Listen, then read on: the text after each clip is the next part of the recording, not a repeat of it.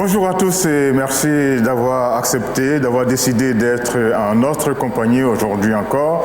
Nous sommes à Ça va chauffer de Label Radio et Télévision, votre chaîne panafricaine internationale.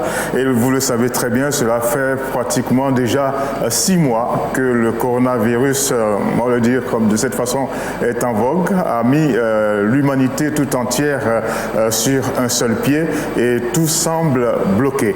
Et en Afrique, eh bien, nous sommes en train chaque jour de compter le nombre de cas d'infection, mais il serait bon de le dire tout de suite, l'Afrique semble, tant bien que mal, semble bien affronter cette pandémie. En tout cas, on le voit, la progression n'est pas aussi forte que beaucoup l'avaient annoncé, et on pense que si les choses sont bien tenues, si les rênes sont bien tenues, eh bien l'Afrique pourra véritablement vaincre le coronavirus. Et pour cela, il faut beaucoup de sensibilisation. Et c'est pour ça aussi que les artistes africains, nombreux en tout cas dans chaque pays, se sont mis soit en collectif, soit de façon individuelle pour chanter contre le coronavirus et surtout pour demander que les uns et pratiquent les gestes barrières. Aujourd'hui, pour démarrer cette émission, nous avons choisi un garçon que vous aimez. Beaucoup l'adorent. Il est de la RDC, la République démocratique du Congo. C'est un champion de la rumba. Eh bien, il nous propose un morceau, mais avec en fond, eh bien, le coronavirus. Donc, sensibilisation et en même temps, plaisir. Voici pour vous Ferré Gola. Voilà, Ferré Gola qui chantait le coronavirus. En tout cas, pour nous, c'était une façon de bien démarrer cette émission, faire en sorte que vous qui avez décidé d'être en notre compagnie, eh bien, d'être bien calé dans votre fauteuil ou dans votre canapé. En tout cas, soyez bien calé en tout cas et faites en sorte que nous allions jusqu'au bout de cette émission ensemble, sans oublier que vous avez la possibilité de participer à Ça va chauffer d'aujourd'hui, comme d'habitude. Les numéros de téléphone, ils vont s'afficher, mais je peux déjà vous les rappeler. 074 55 11 02 si vous êtes au Gabon et plus 241 74 55 11 02 si vous appelez d'un pays, bien entendu, en dehors du Gabon. Nous souhaitons que vous interveniez. Il y a des sujets qui vous concernent, qui vous intéressent et il serait intéressant pour nous de connaître votre avis. Je ne suis pas seul sur ce plateau. Il y a de l'autre côté là-bas, dans une des régies de Label Radio et Télévision, Axel. Axel, bonjour. Bonjour tout le monde. Comment vous allez? Très bien. Vous êtes en vert. Exactement. Et vous avez un gros cœur sur le côté gauche. Exactement. C'est un signe d'amour? Vous êtes amoureuse? Peut-être. Comment? Peut-être. Peut-être. Oui. Ah, on est sûr qu'on est amoureux ou bien on n'est pas sûr. Hein? C'est pas entre les deux, c'est pas peut-être. Pour moi, c'est entre les deux. C'est entre les deux. Oui. Ok, d'accord. Ça s'est bien passé la semaine? Très bien passé. Très bien passé. Beaucoup de travail? Du travail, des rencontres. Ça s'est bien passé. C'est difficile, hein? Très peu de loisirs. Aujourd'hui. Oui, à cause de la situation. La marge des loisirs s'est rétrécie à cause du coronavirus. Oui.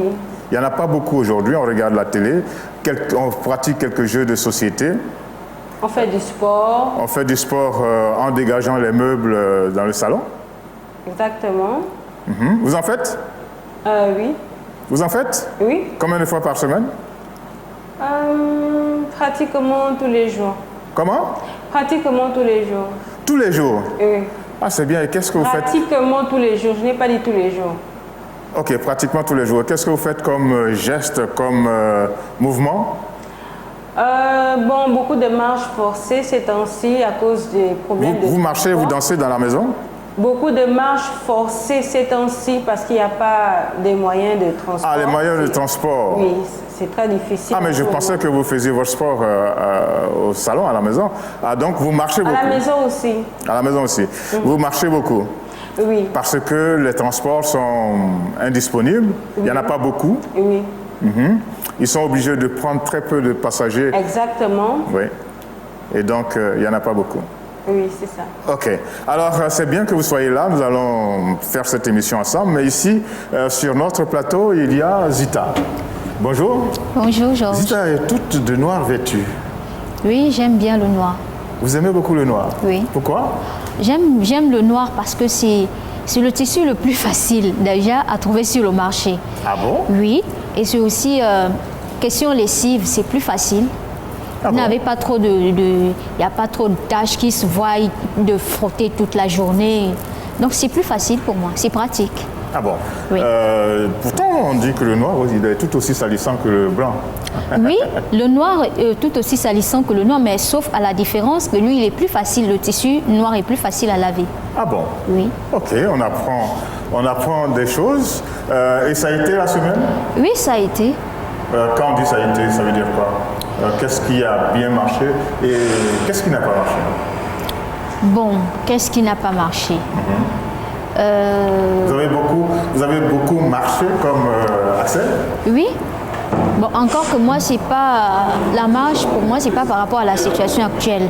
C'est pas par rapport au coronavirus, c'est une habitude. C'est une habitude chez moi de marcher. Ah, vous avez une très bonne habitude. Alors, Merci. qu'est-ce qui n'a pas marché? Cette semaine, qu'est-ce qui n'a pas marché? Nous sommes aujourd'hui Nous sommes le 16. En plein milieu. En plein milieu du mois. du mois. C'est sec, hein? Les Oui. poches s'aplatissent. Les poches commencent à se vider. Les sacs s'aplatissent également. Ils ne sont Exactement. plus aussi gonflés qu'en fin de mois. Au départ. Non. OK. Alors, qu'est-ce qui n'a pas marché? Je veux savoir si c'était tout. Bon, qu'est-ce qui n'a pas marché? C'est que j'avais peut-être du mal à me réveiller le matin pour venir au C'est boulot. qui est net. Pourtant, on a la possibilité de se coucher tôt. Ici au Gabon, le couvre-feu, c'est 18h. Oui, c'est de 18h à 6h. Donc, on peut se coucher tôt. Pas forcément. Lorsqu'on rentre à la maison, par exemple, nous, ici à la Belle, on termine le boulot à 17h. Quand tu rentres à la maison à 17h, il y a plein de choses qui t'attendent. Oui. Ouais. Mais c'est pas comme d'habitude. Avant, on rentrait beaucoup plus tard. Non, il y a beaucoup de choses, beaucoup de travaux qui t'attendent à la maison, alors que ça t'empêche de te coucher tôt. OK. Un travail qui vous empêche de dormir tôt, c'est quoi? Je sais qu'il y a d'autres gens qui se retrouvent là-dedans, donc on y va. Bon, c'est pas le repassage, Le repassage. Vous n'aimez pas beaucoup repasser, hein? pas du tout. Ah bon? Non, je le fais malgré moi. Ok, d'accord. Bien. Alors, il faut dire aussi, mesdames et messieurs, que nous avons à Dakar notre correspondante Penda Sila Lo qui nous attend. Et puis, nous avons aussi à Yaoundé notre autre correspondante, Carole Guissot. Elles auront l'occasion d'intervenir dans cette émission. Nous avons habituellement décidé de vous proposer des sujets, mais aujourd'hui, nous avons décidé de ne pas écrire, de ne pas rédiger nos sujets. Nous avons pris un sujet, un problème posé par pratiquement une enfant, une jeune fille, une Guinéenne, qui s'appelle Kadiatou Adama Camara. Alors, elle interpelle deux présidents particulièrement, le président du Sénégal et celui de Côte d'Ivoire. Excellence, Monsieur le Président Macky Sall, le 2 mars dernier, Merci. Elle s'appelle Kadiatou Adama Camara, elle est de la Guinée et elle interpelle de la façon la plus forte les présidents du Sénégal, Macky Sall, de Côte d'Ivoire, Alassane Dramane Ouattara. Et elle est un peu le porte-voix de nombreuses personnes. On ne comprend pas, pendant que les chiffres sont en train de monter, on part à une sorte de déconfinement. Les mesures barrières s'assouplissent et plus personne ne comprend quelque chose à cette situation. Est-ce que vous comprenez quelque chose à cette situation? Les chiffres montent et on desserre les taux. Pas du tout. Cette jeune fille n'est pas la seule personne. Je suis moi-même un peu perplexe, je ne comprends pas, parce que cette situation, c'est pas seulement on l'observe pas seulement au Sénégal et en Côte d'Ivoire, la même chose. Aussi. Le Cameroun, la même chose. Le Cameroun a été le premier même à desserrer les taux. La même chose s'est passée ici aussi au Gabon, où lorsqu'on était à 7 cas, on est parti, on a tout bloqué, on est parti en confinement total. Mais lorsqu'on atteint les 700, voire aujourd'hui la barre des 1000 cas, 1000 et poussières, on repart au confinement partiel. Du coup, on ne comprend plus rien. Comme l'a dit la jeune fille, qu'est-ce qui n'a pas marché? Qu'est-ce qui n'a pas marché? Axel, vous avez entendu Adama Kadiatou Camara. Sa question, c'est qu'est-ce qui n'a pas marché? Moi, j'ai envie de dire, qu'est-ce qui ne marche pas? Parce que les chiffres montent dans chaque pays. Et en même temps, on desserre les étaux, on assouplit les mesures qui avaient été prises. Est-ce que ces deux éléments fonctionnent en contradiction, comme le relève cette jeune fille? Axel? Pas forcément en contradiction, parce que selon les statistiques, 40% de la population africaine vit au jour le jour, n'a pas un travail fixe. Donc je pense que les deux présidents ont subi la pression de part et d'autre. Les gens ne pouvaient plus supporter en fait le coût du confinement qui est quand même assez élevé. Je pense 65 milliards de dollars pour un seul mois. Et ils ont pensé en fait que c'était la meilleure décision à prendre. Alors, donc, vous voulez dire que la crise sanitaire, elle est là, et on veut amortir le choc d'une éventuelle crise économique. C'est ça, si j'ai bien compris votre explication? Exactement. Et bien sûr, en respectant les mesures barrières et les distanciations et toutes les mesures adoptées par l'OMS. Alors vous pensez que c'est normal que que les chiffres continuent de monter et que l'on décide d'assouplir les mesures? Ces gouvernements ne peuvent pas faire perdurer le confinement. Il faut juste le confinement total. Il faut juste qu'on comprenne ça. Mais est-ce qu'il ne fallait pas aller à une maîtrise déjà, à une bonne maîtrise de la situation sanitaire? Ça aurait été la meilleure chose à faire, mais apparemment les cas ne font qu'augmenter et les malades ne guérissent pas assez vite. Mais le confinement total pendant une longue durée, c'est insoutenable en fait. C'est tout de suite la crise économique devant nous. C'est insoutenable. Alors, Zita, au Sénégal, ces mesures-là ont été plutôt décriées. Les musulmans, les catholiques, l'opposition, tout le monde a dit non. Oui, contre toute attente, on ne s'attendait pas à ce que les guides religieux puissent s'opposer à cette décision du président. Quand les lieux de culte avaient été fermés, oui, ils avaient dit, oh, certains s'étaient plaints. Voilà, beaucoup avaient dénoncé cette situation avant pour dire que les lieux de culte n'auraient pas dû fermer parce qu'en ce moment, nous avons également besoin de la spiritualité dans cette situation que nous vivons. Mais on se disait que lorsque le président va annoncer la réouverture de ces lieux de culte, les guides religieux, les chefs religieux vont sauter de joie. Mais ce n'est pas le cas. Par exemple, l'imam comment on appelle ça? Le chef religieux catholique, je crois, si je ne me trompe, l'archevêque de Thiers, il a dénoncé, il a demandé aux... Il a même fait un communiqué. Il a fait un communiqué où il demande aux chrétiens, aux fidèles catholiques de ne pas se rendre dans les églises et il a demandé aux prêtres et aux évêques de respecter les mesures de barrière. Même chose en Côte d'Ivoire. En Côte d'Ivoire, maintenant, je crois, si je ne me trompe, il y a déjà...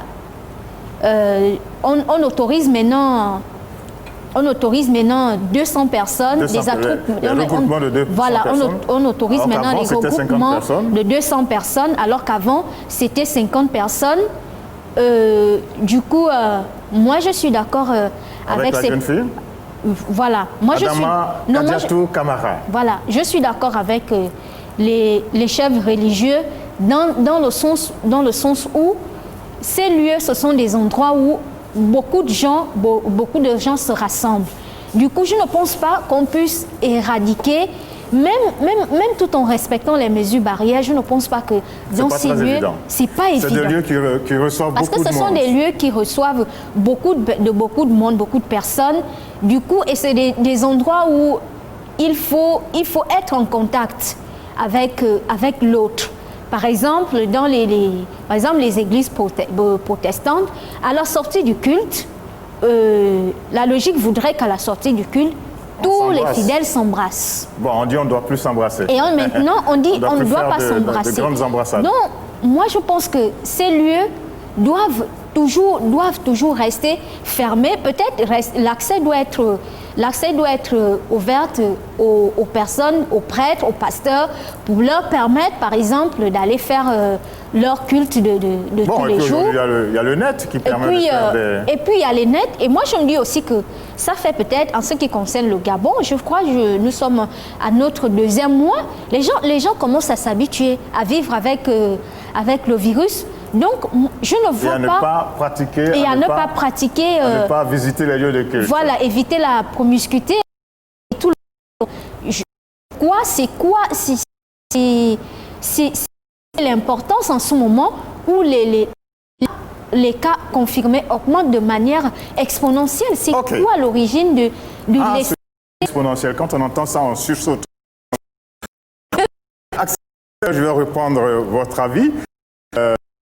Plus ou moins d'accord avec le fait qu'on assouplisse les mesures. Nous allons aussi essayer d'avoir ceux de nos et de nos téléspectateurs au 074 55 11 02 à partir du Gabon et au plus 241 74 55 11 02 s'ils appellent d'un pays en dehors du Gabon. Eh bien, mesdames et messieurs, nous attendons que vous réagissiez. Êtes-vous d'accord ou pas avec le fait que pendant que les chiffres de cas confirmés montent, eh bien, les États, les présidents décident d'assouplir quelque peu, en tout cas c'est comme ça dans la tête de beaucoup de personnes, d'assouplir les mesures. Est-ce que vous êtes pour les chefs d'État ou contre? En tout cas, nous attendons vos réactions. Alors, Axel, en attendant que nos téléspectateurs et auditeurs réagissent, est-ce que aller à un lieu de culte aujourd'hui, à une mosquée, à une église, à un temple, ce n'est pas risqué? Bien, ça peut être risqué si on ne respecte pas les mesures barrières en fait. Mais je pense qu'on ne peut plus avoir le même nombre de personnes.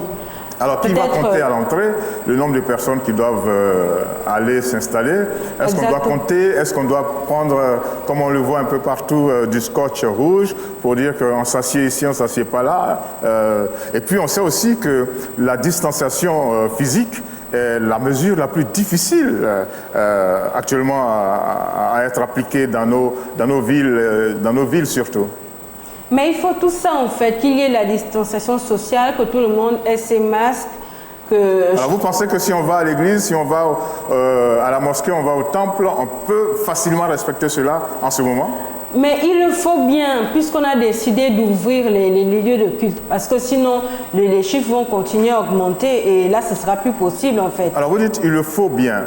Mais dans la réalité, quand vous sortez, vous voyez que les individus s'intéressent très peu à cette distanciation physique.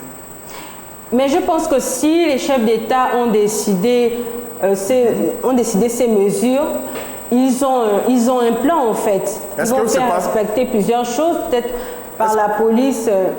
Est-ce que ce n'est pas parce qu'ils ont trop peur de la crise économique?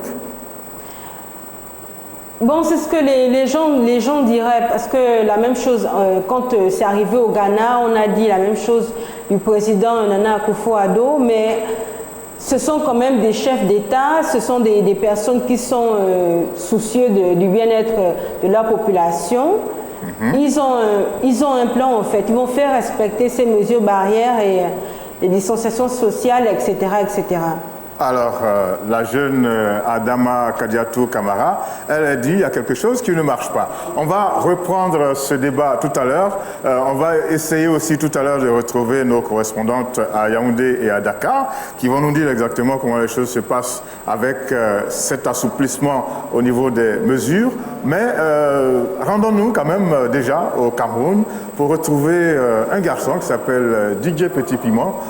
C'est un Belge qui fait du bikoutsi, de la bonne musique africaine. Et contre le coronavirus, il a sorti un petit chef-d'œuvre qui va vous faire certainement plaisir. Tout seul, il joue à plusieurs instruments. Et puis, en même temps, il chante et il danse aussi. Et en tout cas, ça fait quelque chose de bien. En tout cas, du plaisir contre le coronavirus. Bonjour, c'est DJ Petit Piment. J'espère que dans cette période un peu particulière, marquée par le coronavirus, vous vous portez bien, vous êtes en bonne santé. Je suis ici parce que j'ai un message important à vous dire.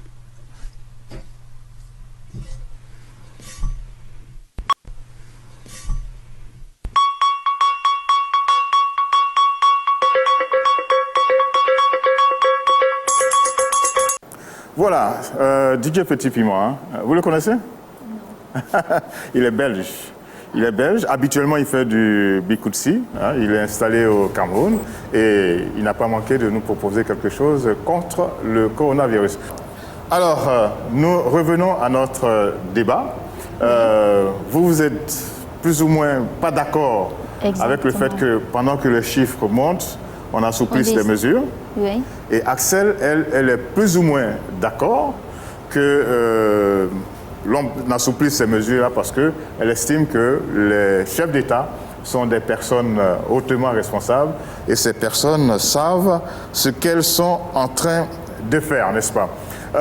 Nous allons marquer encore un petit arrêt, une petite pause pour retrouver Marie-Paul. Marie-Paul qui nous propose maintenant son zigzag. Ce sont des éléments de culture à noter pour votre appréciation, pour voir comment est-ce que le monde culturel se débrouille, c'est ce qu'on va dire, pendant cette période où le coronavirus fait beaucoup de mal. A priori, la 73e édition du Festival de Cannes, rendez-vous mondial du 7e art qui s'est choisi cette année, l'Américain Spike Lee pour président du jury est annulé. Suite à l'annonce faite ce lundi par le président français Emmanuel Macron qui stipulait que les grands festivals et événements ne pourront se tenir au moins jusqu'à mi-juillet en raison du coronavirus. Africa at Home promet de grands noms, de grandes voix pour un grand show sans précédent pour ensemble lutter contre le coronavirus. À ce jour, ce sont plus de 70 chanteurs, musiciens, humoristes de la scène africaine et internationale et aussi animateurs et journalistes qui participeront depuis chez eux à l'événement exceptionnel Africa at Home à compter du 16 mai. Toutes les personnalités participant à cet événement sont mobilisées pour véhiculer au plus grand nombre les recommandations de l'Organisation mondiale de la santé en rappelant l'importance des gestes barrières et des précautions à prendre pour se protéger soi-même ainsi que les personnes les plus fragiles contre le coronavirus. Et de son univers, la série espère néanmoins faire aussi bien en termes d'audience. Et puis avec l'interdiction des rassemblements de plus de 100 personnes pour lutter contre la propagation du Covid-19, le monde de la culture est directement touché. Un vrai choc pour les professionnels de ce secteur. Les musées, théâtres, opéras et festivals ont baissé le rideau jusqu'à nouvel ordre à cause de l'épidémie de Covid-19 qui sévit à travers le monde. C'est tout pour ce zigzag culturel. On se donne rendez-vous la semaine prochaine et surtout, restez chez vous. N'oubliez pas la distanciation sociale et respectez les gestes barrières pour lutter contre la propagation du Covid-19.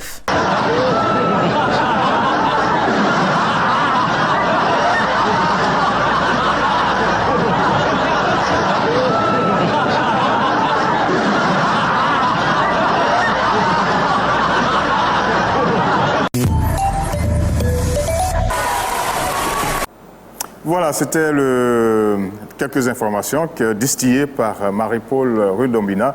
C'est ainsi que les choses se font chaque fois que nous sommes ensemble à cette émission. Nous prenons le temps de savoir ce qui se passe un peu dans le monde. La culture. Justement, dans ce monde-là, eh bien, on a célébré cette semaine, pour ne pas dire lundi dernier, eh bien, le 39e anniversaire de la disparition d'un géant, de quelqu'un qui est entré aujourd'hui dans la légende de Bob Marley. 11 mai 1981, 11 mai 2020, cela faisait effectivement 39 ans qu'avait disparu Bob Marley.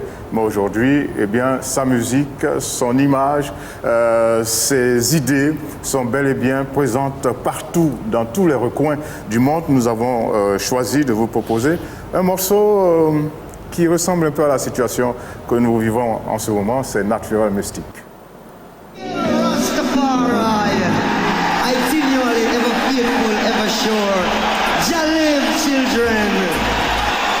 And there's a natural mystic blowing through the air. Natural Mystic pour marquer justement les 30 ans de sa disparition. Un morceau qui a dû vous faire plaisir, mais qui a dû vous tremper également dans cette ambiance presque mystique imposée par le coronavirus. Nous allons continuer notre progression et retrouver maintenant un pays africain qui s'appelle le Kenya, n'est-ce pas, Zita? Là-bas, il y a un garçon, j'allais dire un bout d'homme, qui a décidé de jouer les grands inventeurs. Voilà. Il y a un jeune Kenyan du nom de Stephen. Il a 9 ans. Seulement. Il a seulement 9 ans. Il a décidé de fabriquer un lavement. Un lavement ou un lave-main? Un lave-main. Donc, l'outil en question permet à l'utilisateur de ne pas toucher le gel de douche ou du savon et de ne pas toucher le récipient non plus. Donc, alors, on ne dit pas tout. Donc, suivez. On va regarder le sujet que vous avez préparé. C'est dans le cadre du petit podium que nous montons pour dire que telle personne a beaucoup de mérite. Et aujourd'hui, dans Méritocratie, nous avons le petit Kenyan Stephen, 9 ans. Stephen, 9 ans, il est originaire du Kenya. Il vit dans l'ouest du pays avec son père, sa mère et ses 5 frères et sœurs. Stephen est un jeune inventeur, un petit génie. Dès l'annonce du premier cas confirmé de coronavirus par le gouvernement, il a décidé d'inventer une machine à se laver les mains. Stephen dit avoir été inspiré par les images de fabrication de voitures à la télévision. Il s'est senti investi des mêmes compétences, s'appuyant sur les connaissances acquises à l'école. La machine à se laver les mains en question empêche les mains de toucher les surfaces sales, réduisant ainsi la propagation des infections. Lorsque l'on appuie le levier d'eau, un deuxième levier monte et l'eau jaillit, ensuite en poussant et retournant le réservoir. Comme quoi, aux Zambianais, la valeur n'atteint point le nombre d'années. Bravo Stéphane!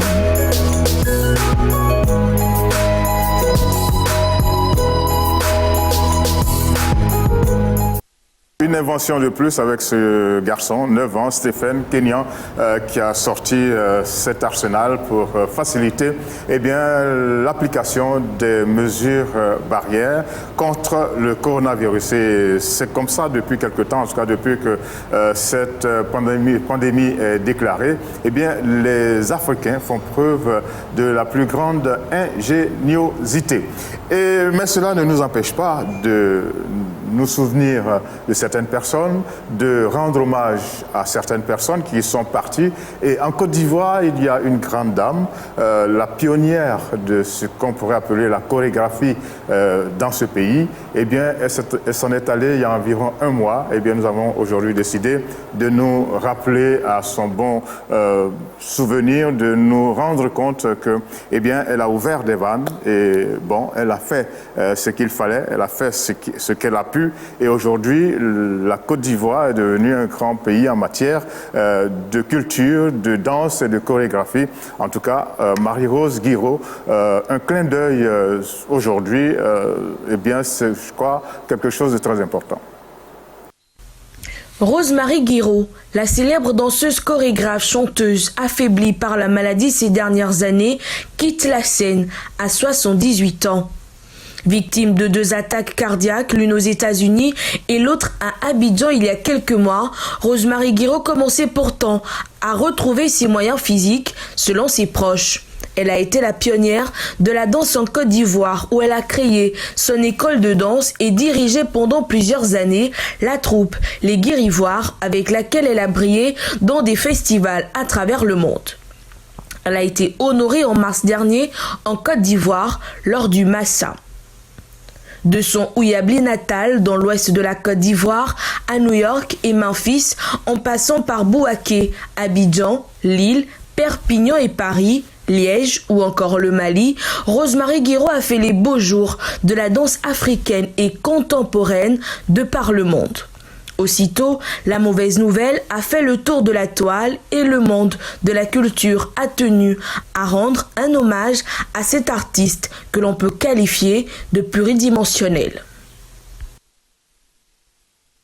Et nous allons continuer, nous allons lui rendre hommage, faire en sorte que ceux qui ne l'ont pas connu, Zita, vous ne l'avez pas connu, ils sont nombreux à ne l'avoir pas connu, mais il faut le dire, cette dame est une grande, elle a marqué son temps et elle a fait en sorte que la chorégraphie, la danse soient des événements importants à prendre en compte dans la marche de nos sociétés et pour mieux la connaître, en tout cas pour ceux qui ne l'ont pas connue. Voici juste un petit extrait d'un spectacle qu'elle a donné.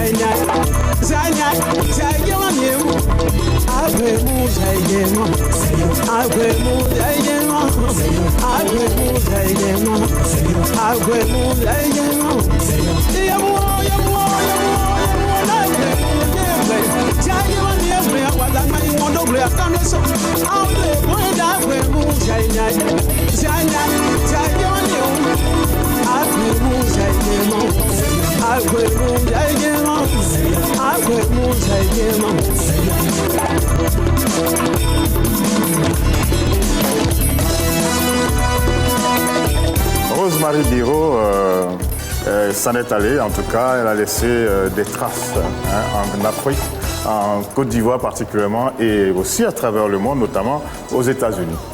Ouais, alors Georges, vous semblez avoir connu cette grande dame. Oui, je l'ai connue déjà quand j'étais à l'école, en regardant la télévision. Et puis après, c'est une dame que j'ai pratiquée. Et il faut dire qu'il y a tout un quartier à Abidjan, dans la commune de Cocody, qui porte son nom. En tout cas parce que c'est là que se trouve son école de danse, en tout cas toutes ses assises. En tout cas, hommage, déférence à Rosemary Guiraud. Maintenant, si vous le voulez bien, on va revenir à notre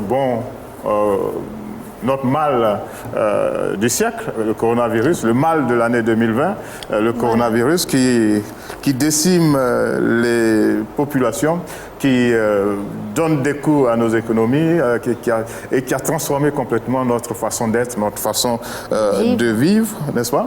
Ouais. Oui? Oui, le coronavirus est venu mettre tout à plat et il a changé notre façon, nos habitudes, notre façon de vivre au quotidien. Ok. Alors Bill, dès que nous avons Penda à Dakar ou Carole à Yaoundé, vous nous faites signe et puis nous allons être heureux de discuter encore une fois avec elle. Sans oublier que vous avez la possibilité, mesdames et messieurs, de nous appeler, de prendre part à cette émission. Le numéro de téléphone, si vous êtes au Gabon, c'est le 074 55 11 02 et si vous voulez le faire en dehors du Gabon, vous faites le plus 241 74 55 11 02. Cette semaine, vous l'avez appris par les médias, notamment par les journaux de la Belle Radio et Télévision. Ce pays d'Afrique de l'Est, le Burundi, a décidé d'expulser les représentants de l'OMS, l'Organisation mondiale de la santé. Voici une affaire. C'est officiel. Au Burundi, le représentant et les 3 autres fonctionnaires de l'OMS, l'Organisation mondiale de la santé, sont devenus persona non grata dans le pays. Ils ont jusqu'à ce 15 mai pour déguerpir. Cette situation forte avait même déjà failli être prise il y a 1 mois.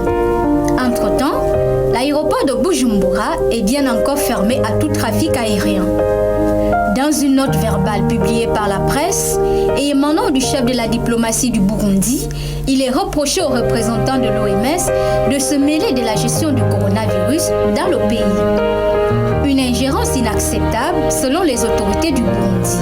Les experts locaux de l'OMS n'ont pas manqué de reprocher aux autorités burundaises de n'avoir pratiquement pris aucune mesure contre le coronavirus en dehors de la fermeture partielle des frontières et surtout de ne pas faire appliquer les recommandations de distanciation sociale pendant les meetings électoraux qui ont cours en ce moment et qui attirent des milliers de personnes. Les élections présidentielles, législatives et municipales auront lieu le 20 mai. Un diplomate en poste à Bujumbura a jugé la décision du gouvernement burundais inamicale et peu diplomatique, pendant que les Nations Unies ont dit la regretter profondément. Les experts de l'Organisation mondiale de la santé n'avaient-ils pas le droit d'interpeller le Burundi sur le respect des mesures barrières dans le cadre de la lutte contre le coronavirus? Le Burundi n'est-il pas allé un peu fort en décidant de l'expulsion des experts de l'Organisation mondiale de la santé? Quelle est votre appréciation dans cette situation conflictuelle, là où normalement une collaboration bien renforcée aurait dû être de mise?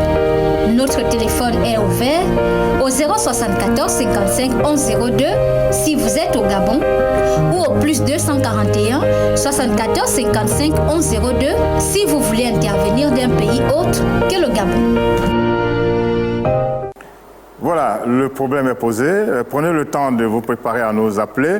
Nous, on va parler avec Carole. Bonjour Carole. Ah non, ok. Carole n'est pas bien positionnée encore. Alors, on va parler avec Penda. Penda Sila Lo, notre correspondante à Dakar. Voilà, vous êtes toute belle. Comment allez-vous? Ça va et vous, Georges? Très bien. Ça va. Nous, ça va. On a le moral. Ne peut pas être atteint par le coronavirus. Nous sommes blindés, comme on dit.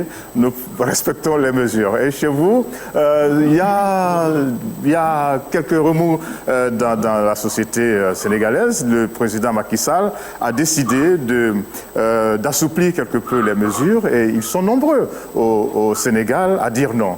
Ça donne quoi comme situation? Ils disent non, mais en réalité, bon, c'est des mesures qui arrangent un petit peu parce qu'on a réouvert les marchés, si vous l'avez vu, de même que les mosquées, les restaurants, les lieux publics. Par contre, il a fait vraiment appel à un sens de la responsabilité de tous et chacun. Et alors, ça, le message a été fort. Alors, est-ce que c'est évident d'appeler à la responsabilité des populations quand on sait qu'il y en a beaucoup qui ne respectent pas les mesures qui sont édictées? Bien entendu, mais bon, il y aura toujours un petit suivi derrière. Ils s'assureront vraiment que les mesures soient respectées dans les lieux publics. Déjà, ça a commencé, comme je vous l'avais dit. Nous sommes au projet Un Sénégalais, un masque. Les Sénégalais portent de plus en plus de masques. Dans les lieux publics, comme je vous l'avais dit la semaine dernière, la température a rentré. Bon, les rassemblements, malheureusement, on peut pas les éviter. De plus, les cas ont augmenté encore cette semaine. Vous avez vu qu'on est à plus de 2300 cas. 25e décès. Ça monte. Les cas communautaires augmentent. Est-ce qu'on aura suffisamment de places dans les hôpitaux pour accueillir tous ces malades? Je ne pense pas. On est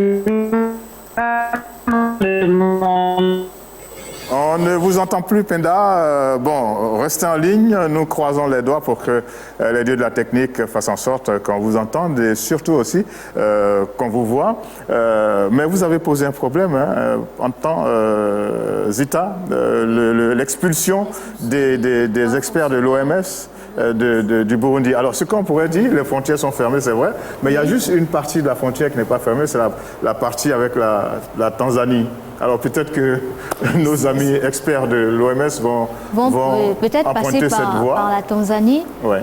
Vu que la Tanzanie aussi fait partie des pays qui n'ont pas vraiment verrouillé les choses. Là-bas, je crois les lieux de culte sont ouverts. Mais restons au Burundi. Oui. Alors là, ils s'en vont.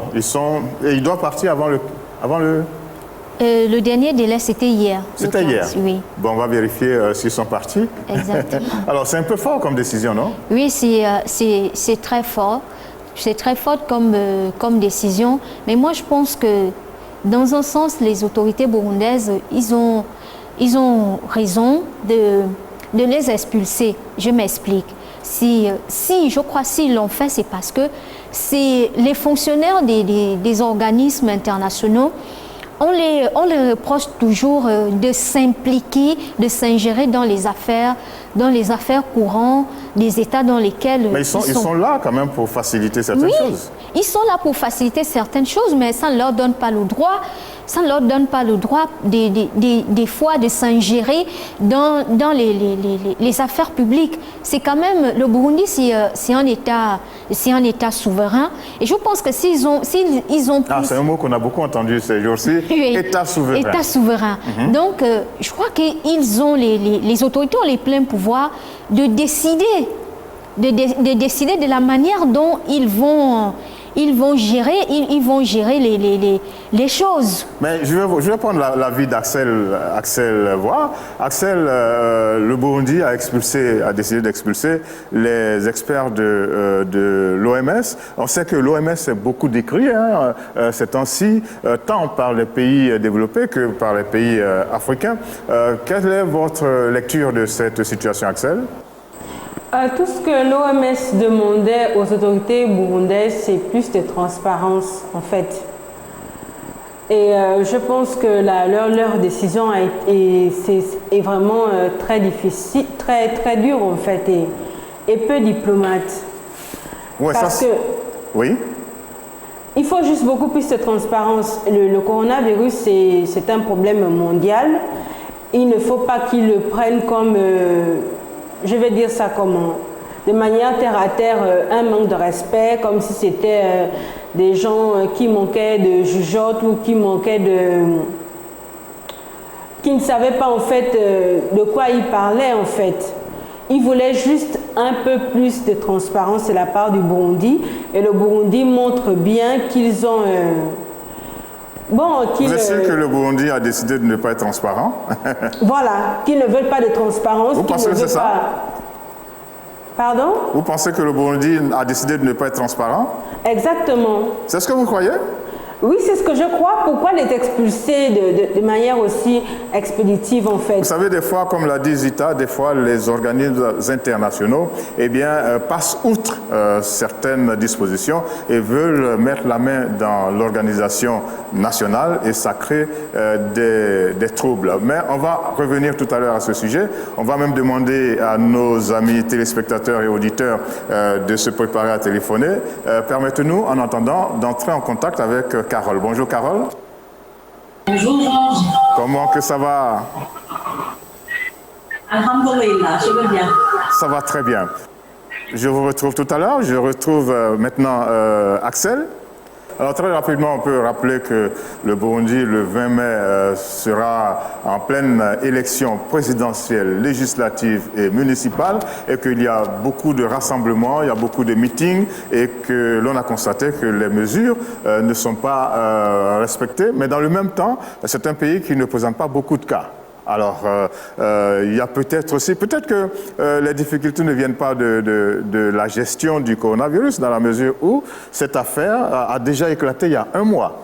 il y a un mois que le président du Burundi avait pris langue avec le directeur général de l'OMS pour dire que les représentants de l'OMS dans son pays n'avaient pas l'attitude qu'il faut. Mais on aura le temps de creuser cette affaire, de voir qu'est-ce qui ne va pas. Mais c'est aussi l'occasion pour les uns et les autres de parler de l'attitude de l'OMS, parce que beaucoup de personnes, notamment le grand président Donald Trump des États-Unis, beaucoup de personnes, et en Afrique, le président de Madagascar notamment, beaucoup de personnes se plaignent de l'OMS, surtout qu'il ne veut pas valider, par exemple à Madagascar, le Covid organique. Qu'est-ce que vous en pensez? Bon, là, c'est moi je pense que une autre histoire, parce que l'industrie médicale ou pharmaceutique malgache existe depuis plusieurs années.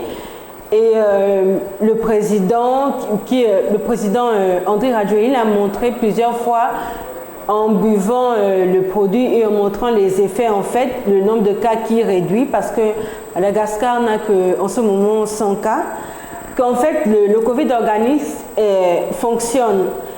Et bon, je sais pas, l'OMS parle je pense, de tests, en fait, qu'ils aimeraient voir, les tests eux-mêmes, qu'ils aimeraient voir comment la maladie évolue, et le président malgache refuse. Ok, alors Axel, je vous retrouve encore tout à l'heure. L'OMS exige un certain nombre d'explications, de démonstrations. Tout ça est très scientifique, il faut respecter les procédures. Retrouvons Carole, nous étions avec elle tout à l'heure. Carole, à Yaoundé. Oui. Voilà, donc vous étiez en train de nous dire que les chiffres grimpent et cela pourrait avoir un lien avec l'assouplissement des mesures. Bien sûr, parce que jusqu'à il y a 2 semaines, nous n'avions pas encore franchi la barre des 2000 cas ici au Cameroun, avant l'assouplissement des mesures, mais depuis que le gouvernement camerounais a décidé en raison de l'impact négatif sur l'économie nationale qu'avait ce virus sur l'économie nationale, décidé donc de réouvrir, de laisser les gens aller dans leurs différentes activités, notamment les débits de boissons qui ont commencé à ouvrir. Même si le gouvernement dit, lorsque vous allez boire, essayez de porter vos masques au maximum, on sait que la fabrication du masque ne permet pas une ouverture avec de la fermeture au niveau de la bouche. Donc, il faut enlever son masque pour pouvoir consommer. Donc, beaucoup de personnes se disent que c'est une mesure, ce sont des assouplissements qui font la part belle à l'économie, mais détruit également la santé de la population. Puisque en 24 heures, je pense, le 14 hier, ou avant-hier, on a eu 245 cas déclarés en 24 heures. Donc je pense que l'assouplissement des mesures a un impact sur l'augmentation des cas confirmés. Quand on vous entend, Carole, des fois, vous savez ce qu'on fait en Afrique, on se tient la tête de cette façon. Bon, ok. Alors, vous pensez que ça va... Vous pensez que la décision d'assouplissement des mesures est une fuite en avant des autorités qui ont peur d'une crise économique? Oui, bien sûr, puisque le Premier ministre lui-même, le docteur Dion Douté, l'a affirmé lorsqu'il faisait cette déclaration d'assouplissement des mesures. Il a dit que c'était pour des raisons économiques et non pour des raisons sanitaires. Donc je pense que le gouvernement a un peu le couteau à la gorge par rapport à ce qui est dans les caisses de l'État, les trésors publics qui est en train de saigner, parce que les impôts n'entrent plus, les entreprises se plaignent de ne plus faire leur chiffre d'affaires, les impôts n'entrent plus, les entreprises ne payent plus leurs impôts, même si il y a eu prolongement ou alors report du paiement des impôts des entreprises impactées. Et il n'y aura pas d'argent pour les dédommager. Il n'y aura pas d'argent pour les dédommager. Le gouvernement a mis en place 25 milliards de francs, comme je vous le disais samedi dernier, 25 milliards de francs pour pouvoir assouplir la taxe TVA des entreprises, pour pouvoir subventionner les entreprises qui sont impactées par cette crise. Voilà, et des fois on a envie de se demander comment est-ce qu'on va gérer ce genre de situation dans la mesure où une bonne partie de l'économie se trouve dans l'informel, donc avec des acteurs qui ne sont pas forcément déclarés, qui ne sont pas forcément sur des listings. Comment faire pour les dédommager? En tout cas, ce sont des casse-têtes. Je reviens rapidement à la célébration du 20 mai. Le 20 mai, c'est la fête, c'est une grande fête au Cameroun, la fête de l'unité, n'est-ce pas? Et est-ce qu'elle aura lieu cette année? Ça fait un mois que la célébration de cette fête de l'unité nationale a été annulée dans une décision présidentielle. Le 1er mai, fête du travail, et le 20 mai était annulé pour cette année 2020. À cette allure, dans la mesure où tout est ouvert, où la vie est tout à fait normale, on aurait dû maintenir cette fête, n'est-ce pas?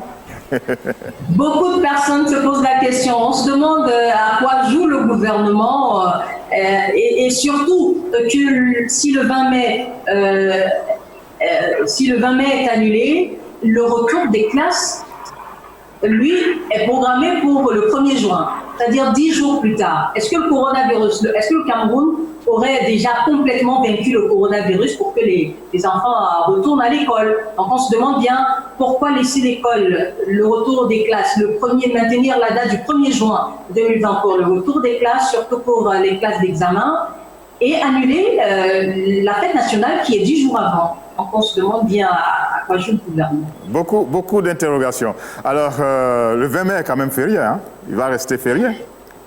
Il va rester férié. Il va rester férié au Cameroun comme d'habitude. Et le chef de l'État a l'habitude de faire un discours la veille de cette grande fête-là, parce que c'est notre grande fête, hein. C'est la fête la plus importante du Cameroun, parce qu'elle symbolise l'unité entre le Cameroun anglophone et le Cameroun francophone. Donc c'est une grande fête. Le président de la République devrait donc prendre la parole le 19 mai, comme à l'accoutumée, pour s'adresser à ses compatriotes. Merci Carole.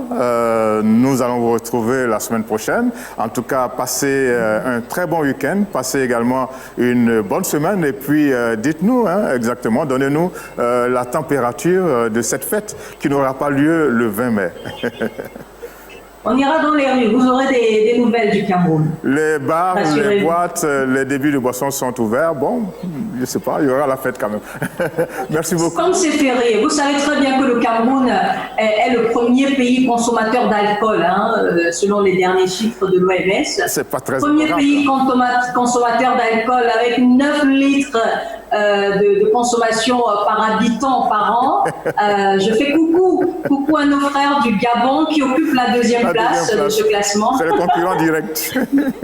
Voilà, donc je suis sûre que ce jour, comme il est férié, on va célébrer l'unité nationale dans les bars. Ok, voilà. Merci bien, bonne fête. Merci et à vous. On se retrouve la semaine prochaine. Maintenant. Merci beaucoup et bon week-end. Merci beaucoup. Au revoir à Penda qui est au Sénégal, à Dakar. Au revoir. Voilà, vous faites bien le lien pour nous. Nous allons essayer de retrouver Penda à Dakar, Penda à Silalo. On l'avait eu tout à l'heure, on avait commencé à discuter. On peut la retrouver, Penda? Oui. Ok. La fête nationale du Sénégal a eu lieu le 4 avril, presque dans le silence. Tout à fait. Ça s'est déroulé un petit défilé devant le palais. On n'a pas célébré cette année à la place de... Alors finalement, ce petit virus, le coronavirus, il est fort. Il est fort. Alors, il pousse les autorités à prendre des décisions. Les populations grincent des dents. Et puis quand les autorités décident de relâcher un peu, les populations grincent encore des dents. Alors les musulmans, les catholiques, l'opposition, tout ce monde-là dit non à l'assouplissement des mesures. Certains disent non, d'autres sont contents, comme je vous dis, avec ces nouvelles mesures. Ça permet déjà, pour ce qui est du secteur informel, ceux qui se débrouillent au jour le jour, d'aller travailler, de vaguer à leur occupation et gagner leur gagne-pain, comme on dit. Pour d'autres, comme les mosquées, ça se passe plutôt bien. Hier, on a vu la prière du vendredi. Ah oui, dites-nous comment ça s'est passé. C'est célébré dans certaines mosquées, comme Massalikul Jinan, et ça s'est très bien passé dans les normes. Il y avait la mesure de distanciation respectée. C'était Il y respecté. avait le port du masque. Dès que vous arrivez, on vous distribue le gel antiseptique. Ça s'est vraiment bien passé. Donc il faut... Par contre, pour d'autres confréries, ils refusent encore d'ouvrir les mosquées comme le Khalif. Donc il faut être très discipliné. Il faut être discipliné. Donc dans certaines mosquées, il y a la discipline et c'est tout à fait à leur honneur. Et puis dans d'autres, on attend encore d'ouvrir. On attend encore d'ouvrir. L'Église catholique a dit non, on n'ouvre pas.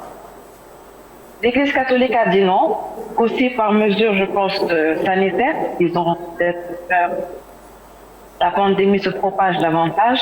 On a vu aussi en Mauritanie. Mauritanie avait réouvert justement ces mosquées, mais ils ont fermé une semaine après parce qu'ils se sont rendus compte aussi que les cas ont augmenté. Ah oui. Alors, quelle va être la suite des événements? La semaine qui arrive va être marquée par quoi? Donc, d'un côté... Alors, c'est la dernière semaine du Ramadan, déjà. Ah oui? Habituellement, la dernière semaine du Ramadan, c'est du monde partout, hein, qu'on en trouve dans les marchés. Les gens préparent la fête de l'Aïd, qu'on appelle ici la Korité. Alors, cette année, je ne pense pas qu'il y aura cette effervescence, justement, pour la fête. Okay, donc... Les tailleurs étaient disposés à faire les tenues, le marché alimentaire, pareil, les gens allaient faire leurs courses pour préparer le repas. Bon, on verra cette année ce que ça va donner, mais je ne pense pas que ce sera comme les années précédentes. Bon, on sent que la vie normale, on va dire, est en train de reprendre, même si une bonne partie de la population se retrouve masquée, n'est-ce pas? Tout à fait. Et donc... Alors, la fête, là encore, il y a un petit problème. On ne peut pas dire exactement quel jour aura lieu la fête. En principe, dans une semaine. Le 24, normalement, pour ceux qui ont démarré. Ah, mais il faut voir la lune et tout ça, non? Voilà, tout à fait. Pour écouter le comité d'observation. Mais en principe, c'est dans une semaine. Alors, question personnelle. Penda, qu'est-ce que vous allez faire ce jour-là? Écoutez, je vais rester à la maison. Vous n'allez pas aller faire d'abord les emplettes? Non, cette année, peut-être les courses en ligne, comme tout le monde. Prends pas de risque, je vais faire mes courses en ligne. Et puis, je vais rester à la maison. On va rester à la maison, tranquille. Généralement, on va voir la famille, on s'habille, on se met sur son 31, son petit boubou, mais là, cette année... Ah, mais vous savez, quand on est bien habillé, on a envie de le montrer. Hein, c'est ça, de le montrer, voilà. C'est ce que je disais, ça, quel paradoxe, parce que les tailleurs, généralement, là, c'est le gros marché, l'Aïd et la Tabaski, la fête de Korité et Tabaski. Bon, cette année, ça va être le marché des masques, en fait. Ah, ce coronavirus, il fait beaucoup de mal. Hein. Bon, il va falloir quand même s'y faire. Il va falloir s'adapter. On va vous retrouver pour la semaine prochaine pour savoir comment est-ce que la fête s'est déroulée. Hein? Alors, merci beaucoup Carole, merci beaucoup Penda. Nous vous souhaitons beaucoup de courage. Bonne semaine à vous aussi. Ok, bonne semaine, bon week-end et à bientôt. Et bonne fête déjà. À bientôt. Voilà. Bien, merci beaucoup à nos correspondantes qui nous ont donné un peu la température de Dakar et de Yaoundé. Maintenant, retour à notre bon vieux problème, le Burundi qui a expulsé de façon sèche les représentants de l'OMS. Oui, c'est un sujet qui fâche, si on peut le dire. Comme je le disais au départ, moi je trouve que ils ont leur raison de pouvoir les expulser, comme je parlais. On peut quand même les interpeller. Hein, quand il y a des meetings, quand il y a personne pratiquement qui respecte les gestes barrières, quand tout le monde est agglutiné, ça fait quand même... c'est pas facile. Et puis moi, je ne pense pas que c'est parce que l'OMS a voulu de la transparence, de la part des autorités burundaises. Moi, je ne pense pas que c'est pour ça qu'ils ont été expulsés. Moi, je me dis que, étant donné que le pays... Il y a autre chose, il y a anguille sous roche. Oui, anguille sous roche, le pays est en période électorale. Alors, il y a quelque chose qu'il ne faut pas oublier, il faut prendre en compte. Le président du Burundi, on sait que tous les déboires qu'il a essuyés il y a quelques années, il a pris beaucoup de coups, on l'a presque obligé à dire non, plus question de se représenter. Bon, peut-être qu'il a encaissé le coup et puis maintenant il rejette. Cette rage-là, rejet. En fait, c'est tout ça. Moi, la communauté internationale, des fois... Oui, il y a beaucoup de pression sur lui et jusqu'à la dernière minute, il était obligé de dire de partir et même si il n'est pas vraiment... Parce qu'il a laissé en quelque sorte son poulain qui s'appelle Ndayishimiye, qui est le candidat parti au pouvoir. Moi, je me dis, c'est tout ça, c'est comme un cocktail Molotov. Il faut que vous partez, vous nous laissez gérer les choses dans notre pays. En tout cas, ce n'est pas bien net et ça ne fait pas honneur. C'est vrai au Burundi, mais ça ne fait pas non plus honneur à l'OMS. Cela veut dire qu'il y a des choses pas claires qui se passent des fois dans les activités des représentants d'organismes internationaux. Je sais que Axel n'est pas d'accord, n'est-ce pas? On se connaît un peu maintenant. Pour moi, c'est plus il faut juste la coopération entre les deux parties. Il faut renforcer plutôt la coopération. Oui, entre les deux parties, au lieu de se fâcher et d'agir de manière peu diplomatique. Le Burundi a parlé d'ingérence. Ingérence par rapport à quoi? On ne sait pas trop, en fait. Dans la gestion du coronavirus. Alors, qu'est-ce que vous pensez aussi de l'OMS par rapport au Covid Organics de Madagascar?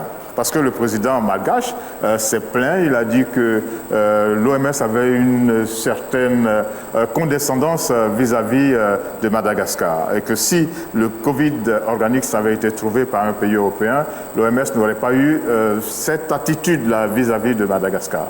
Quelle est votre lecture? Que c'est la même chose en fait, la coopération. On peut comprendre, c'est clair qu'il y a souvent un certain mépris que les Occidentaux ont envers le reste du monde. Mais si le médicament marche en fait, le médicament guérit les gens et à Madagascar, il n'y a pas encore eu de mort de coronavirus. Donc ça prouve que quand même c'est un médicament efficace. Mais je pense qu'ils devraient coopérer et que les deux parties devraient se respecter. Et voilà, et tout ira bien en fait. Voilà, notre émission tire à sa fin. Axel, votre dernier mot. Vous pensez que la semaine qui arrive va être catastrophique parce que les chiffres ils montent dans tous les pays, ou bien vous pensez qu'on va connaître un certain ralentissement? Pourquoi est-ce beaucoup plus de pays, par exemple, n'achètent pas le Covid Organics en fait? Parce que les chiffres ne font qu'augmenter. Et un pays comme en île Maurice, il n'y a plus de cas en fait. Donc ça veut dire qu'il est possible de ne plus avoir de cas. Après avoir utilisé le Covid Organics? Ils n'ont pas dit après avoir utilisé le Covid Organics, mais il n'y a plus de cas de coronavirus en île Maurice, alors qu'il y en avait 336 en fait. Ok. Et puis il faut dire aussi que Madagascar annonce que il y a une sorte de frein grâce au Covid Organics. Exactement. Au Gabon, on parle de fagaricine. C'est ça? Oui, fagaricine, mais apparemment le médicament n'a pas encore été utilisé. On parle plus de la chloroquine en fait pour traiter les patients. Okay. Mais oui, il y a la fagaricine. Ok. Alors vous pensez que on va assister dans le courant de la semaine à une inversion de la courbe? On espère bien si... Vous l'espérez. Mais vous y croyez? Oui, j'y crois. Ok. Alors vous voulez dédicacer le dernier morceau à qui? Le dédicacer... Le dernier morceau de notre émission. La chanteuse s'appelle Fleur Cristal, elle est gabonaise. Ok, à l'OMS. À l'OMS? Oui. Vous allez avoir des coups de bâton. Que l'OMS fasse un peu plus confiance aux Africains parce qu'il y a des personnes capables de faire des découvertes énormes et extraordinaires comme le Covid Organics et la fagaricine. Donc l'OMS, je dédicace cette chanson à l'OMS. Les Africains sont capables. Ok, d'accord. Merci beaucoup. Au revoir Axel. Au revoir. Zita, on va se dire au revoir aussi. Vous voulez faire un clin d'œil à qui? Bon, je vais faire un clin d'œil à tous nos téléspectateurs et que n'oubliez pas d'appeler et de participer à notre émission. Qu'on ait le moral ou pas. Qu'on ait le moral ou pas. Et moi, je reste optimiste que tout ira bien, malgré qu'au Gabon, nous sommes déjà à plus de 1000 cas. Je pense que si chacun de nous prenne conscience... Et les 1000 cas, excusez-moi, il faut les mettre en rapport avec la population. 2 millions d'habitants, ça fait un ratio important. C'est un ratio très important. Donc, j'appelle encore à la responsabilité, à la prise de conscience de tout un chacun afin qu'ensemble, nous puissions éradiquer une bonne fois pour toutes cette pandémie. Merci Zita. Je vous emboîte le pas pour demander à tous les gouvernements, à tous les organismes de faire en sorte que la sensibilisation soit beaucoup plus intense parce qu'il semble que nous sommes en train d'aller un peu partout à un déconfinement progressif, partiel comme vous voulez ou bien total. Et donc nous allons vivre forcément avec le coronavirus pendant un certain temps et pour tenir le coup, il va falloir intensifier les campagnes de sensibilisation. C'est sur ce message que nous allons nous quitter. Vous dire merci d'être resté en notre compagnie. Nous allons retrouver la semaine prochaine. Nous vous proposons pour bien nous quitter une chanteuse gabonaise qui s'appelle Fleur Cristal qui chante forcément le coronavirus. Au revoir, portez-vous bien et à bientôt. La psychose